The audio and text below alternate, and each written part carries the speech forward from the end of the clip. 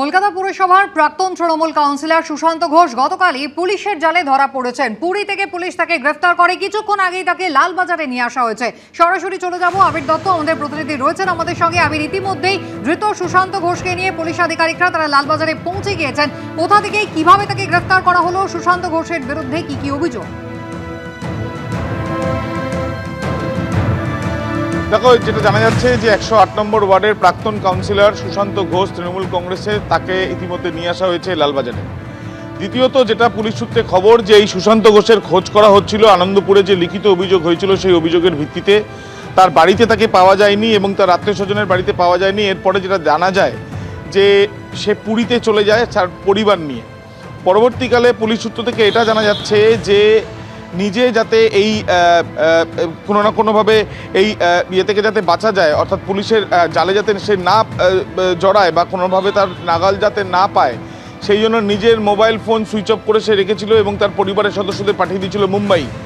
এর পরবর্তীকালে পুলিশের তরফ থেকে বিভিন্ন জায়গা থেকে তথ্য প্রমাণ সংগ্রহের প্রক্রিয়া চালানো হয় এবং তারপর তারা জানতে পারেন যে পুরীতে একটি জায়গাতে লুকিয়ে রয়েছে সুশান্ত ঘোষ এবং ভুবনেশ্বরে চলে যাওয়ার সে পরিকল্পনা করছিল। সেই পরিকল্পনার ঠিক আগেই তাকে গিয়ে গ্রেপ্তার করা হয়, এমনটাই জানা যাচ্ছে।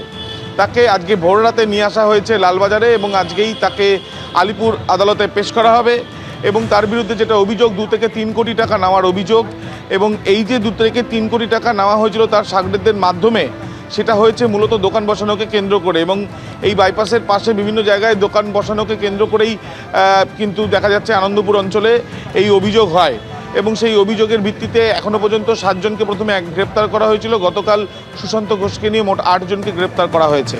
সুশান্ত ঘোষ একটি, যেটা পুলিশ আধিকারিকরা মনে করছে যে তার অনুগামী বা তার খুব ক্লোজ যারা, তাদেরকে পাঠিয়ে এইভাবে টাকা তোলাবাজি করেছে এবং এই তোলাবাজির যে লিখিত অভিযোগ হয়েছে, সেই অভিযোগ যেগুলো রিটেন কমপ্লেন তারা পেয়েছেন, সেই পরিপ্রেক্ষিতে যে মামলা হয়েছে সেই মামলাতেই তার খোঁজ করা হচ্ছে। আরও বেশ কিছু লিখিত অভিযোগ পুলিশের কাছে জমা পড়েছে এবং আগেও ছিল, সেগুলো ভেরিফাই করা হচ্ছে, এমনটাই পুলিশ সূত্রে জানা যাচ্ছে। আবির, ধন্যবাদ।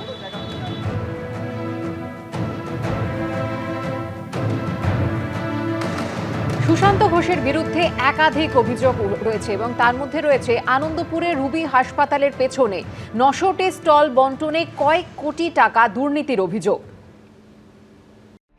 তৃণমূল সরকারের একাধিক প্রাক্তন মন্ত্রীর ঠিকানা এখন জেল।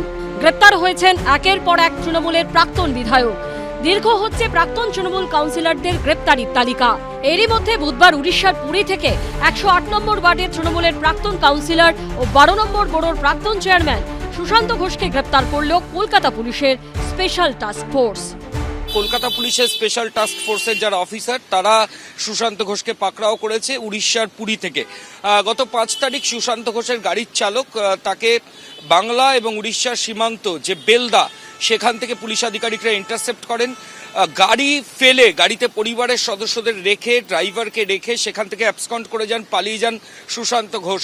তারপর থেকেই তিনি পলাতক অবস্থায় ছিলেন। অবশেষে এসটিএফ এর জালে প্রাক্তন কাউন্সিলর সুশান্ত ঘোষ। কলকাতা পুলিশ সূত্রে খবর, সুশান্ত ঘোষের বিরুদ্ধে আনন্দপুর থানায় তোলাবাজির অভিযোগ জানান এক হকার।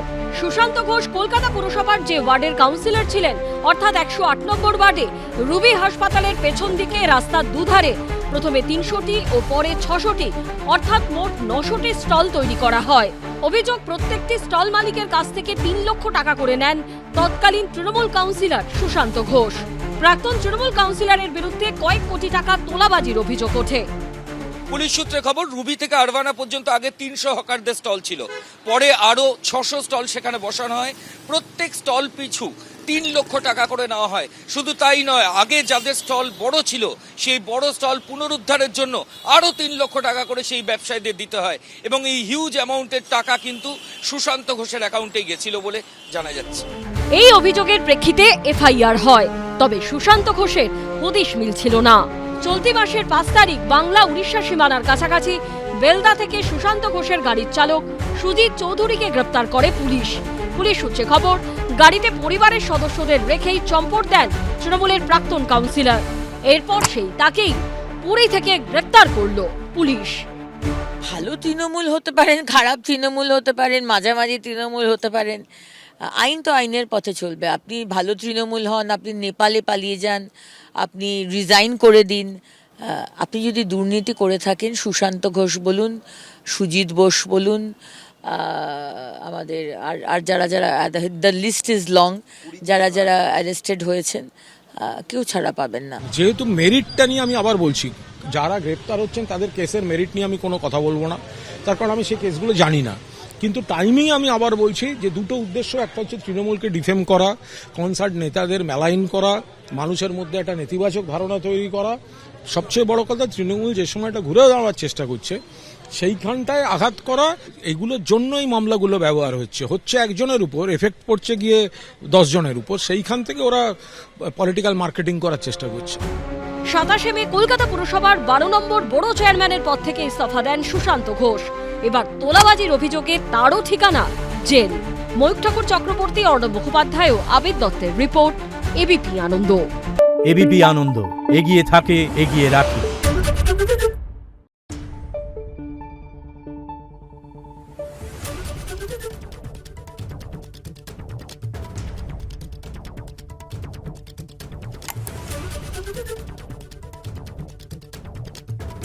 Thank you.